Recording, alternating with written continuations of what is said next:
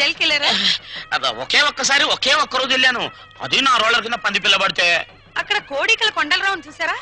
ఆయన ఎవరు? నా మొగుడు. ఈ చాలు గాని ఇంకా చూసుకోండి. ఏంటది? పెళ్ళి.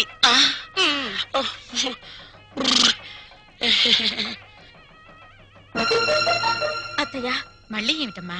అందరూ నా వంక మీ అబ్బాయి వంక చాలా హీనంగా చూస్తున్నారు.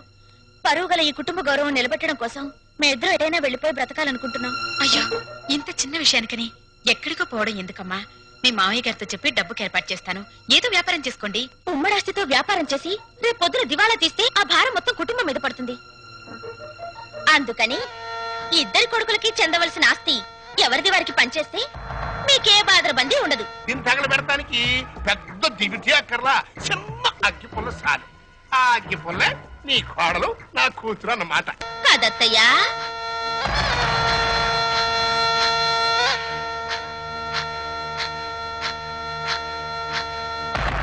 ఈ కొడుకులిద్దరూ దేవాలయంలో గబ్బిలాయిలన్నమాట.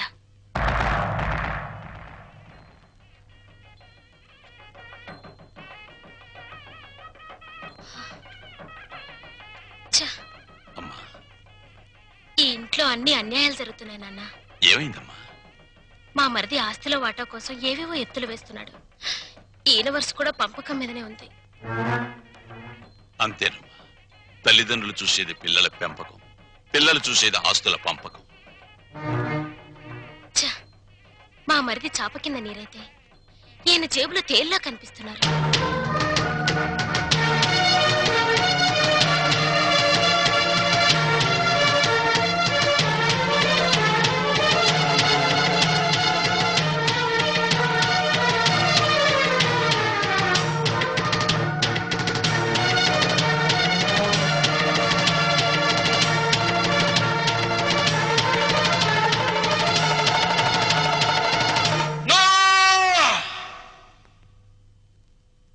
ఏమయ్యా రఘురామయ్య, మీసాలొచ్చాక కొడుకుల్ని దూరంగా ఉంచాలి, పెళ్ళాలొచ్చాక అంటరాని వాళ్ళుగా చూడాలి.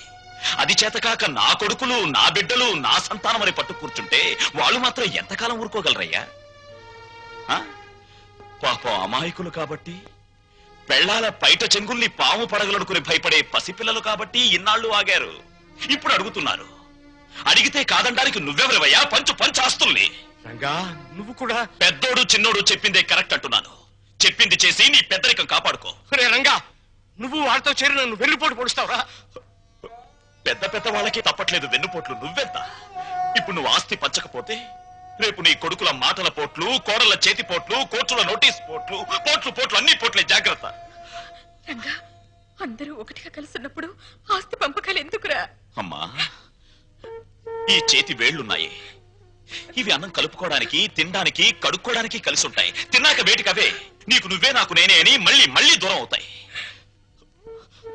నీ శరీరంలోని భాగాలే ఒకటిగా ఉండనప్పుడు నీ కడుపులో పుట్టిన బిడ్డలు మాత్రం ఒకటిగా ఎలా ఉంటారు? ఎందుకు ఉండాలి?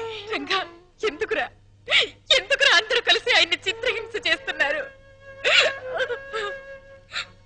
అమ్మా,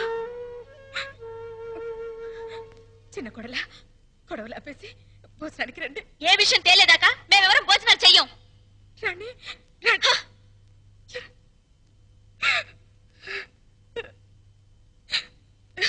చెవండి, ఎందుకండి ఈ పట్టుదలలు? వాళ్ళు చెప్పినట్టు చెయ్యండి, ఆస్తి పని చెయ్యండి.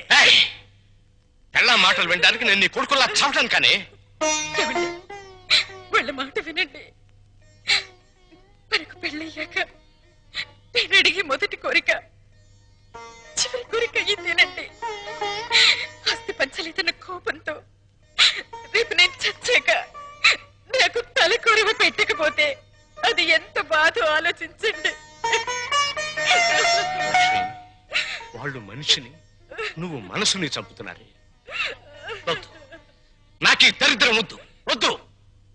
అందరూ వినండి, నేను నా ఆస్తిని నా కొడుకులకి పంచుతున్నాను. నిజానికి నా ఆస్తిని 3 భాగాలు చేయాలి.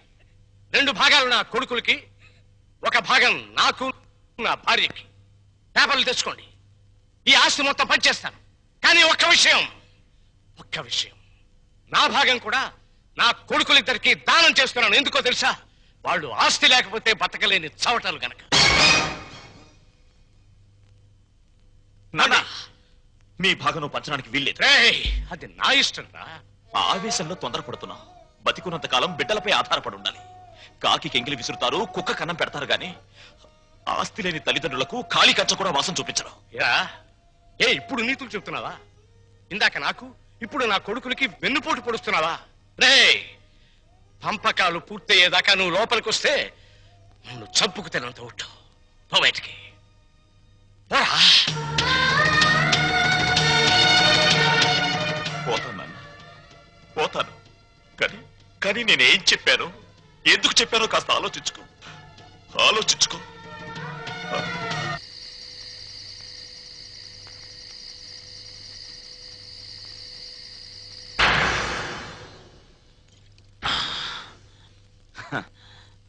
మందుకు పుట్టిన బిడ్డలు బ్రాండీ, విస్కీ, రమ్ము, జిన్ను, సారా, బీరు ఇవేవి తాగినా వచ్చేది ఒక్కటే, కిక్కు. నిషాలో, కిక్కులో, మత్తులో, తూలుడులో, పేలుడులో తేడాలు లేవు. కానీ ఒక్క తల్లి కడుపున పుట్టిన బిడ్డల్లో ఎందుకున్నాయి తేడాలు? ఎందుకొచ్చాయి తేడాలు? రఘురామయ్య ఇవన్నీ ఆలోచించాడా? నేను చెప్పిన చిప్పోని బయటికి చచ్చాక కొడుకులు కొరివి పెడితే డైరెక్ట్ గా కోరమండల్ ఎక్స్ప్రెస్ లో స్వర్గానికి వెళ్ళొచ్చని పిచ్చి ఆశతో బతికే తల్లిదండ్రులారా, మీరు బతికున్నప్పుడు మీ కొడుకులు మిమ్మల్ని కాకుల కంటే హీనంగా చూస్తారు. మీరు చచ్చాక మీకు పెట్టిన పెండాలు తినమని అదే కాకుల్ని ఖావ్ ఖావ్ ఖావ్ అని పిలుస్తారు. కమంటార్